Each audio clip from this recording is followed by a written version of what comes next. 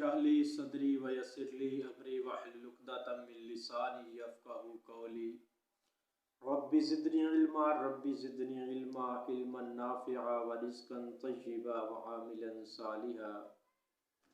सामीन हज़रात, आप देख रहे हैं यूट्यूब चैनल और आज हम बात करेंगे नज़ला ज़ुकाम। नज़ला एक छूतदार बीमारी है और ये बीमारी नाक की अंदरूनी लाभदार झिल्ली की सोजन की वजह से होती है और इसमें नाक बहना और सर में दर्द रहना होता है और इसमें मरीज़ को कभी कभी बुखार भी हो जाता है। इसकी वजूहात में सबसे बड़ी वजह यह है कि गीली जगह पर बैठे रहना या ठंड लग जाना,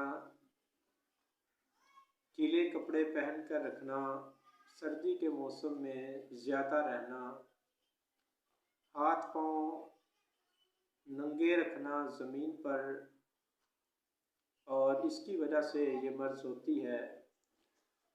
ज़ुकाम ज़्यादातर सर्दी के मौसम में हुआ करता है। इसमें नाक के जो नथने होते हैं वो सुर्ख हो जाया करते हैं और नाक से लाभदार मादा बहना शुरू हो जाता है और फिर ये सर चकराना, कनपट्टी में दर्द रहना, सर में दर्द रहना और सर्दी लगना, जिस्म का कांपना, ये इसकी वजूहात हैं।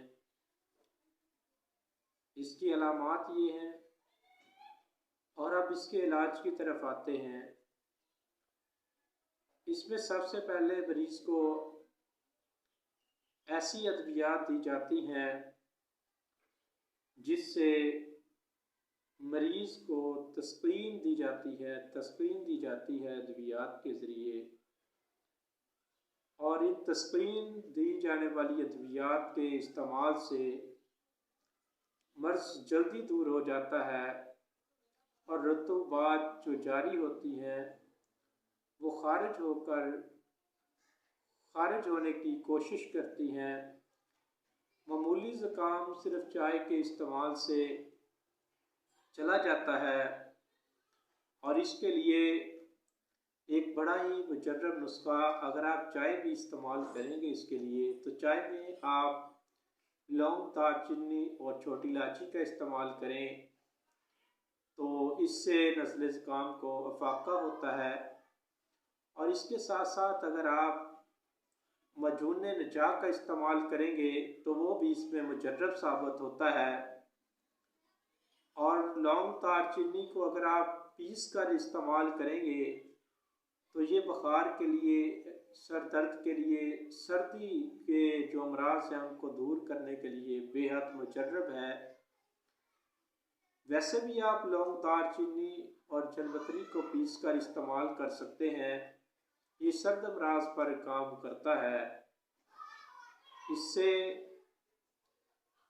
मरीज़ को फाका होता है। जब भी नज़ला ज़ुकाम का इलाज करें तो सबसे पहले ये देखें कि मरीज़ को कब्ज़ ना होने पाए। मरीज़ को कब्ज़ कभी ना होने दें क्योंकि इसमें खुश्की बहुत जल्दी वाक़या हो जाती है। तो यह इलाज अदरक का कावा आप इस्तेमाल करके, अदरक का शोरबा, अदरक का कावा इस्तेमाल करके भी आप घर में इसका इलाज कर सकते हैं। बुखारों के लिए आप तुखम करंजवा इस्तेमाल कर सकते हैं। इसका मगज़ बहुत ही मुजर्रब है इस मर्ज़ में। अजवैन और तुखम करंजवा अगर आप इस्तेमाल करते हैं तो इससे मुकम्मल फाका होता है। और बच्चों के लिए तो छाती का रुक जाना, इस रेशेदार अमराज में शहद के साथ सुहागे का इस्तेमाल भी मुजर्रब पाया जाता है। आज तक के लिए इतना ही काफ़ी है। नेक्स्ट वीडियो में हम एक नए टॉपिक के साथ हाजिर होंगे। अस्सलामु अलैकुम वरहमतुल्लाहि वबरकातुहू।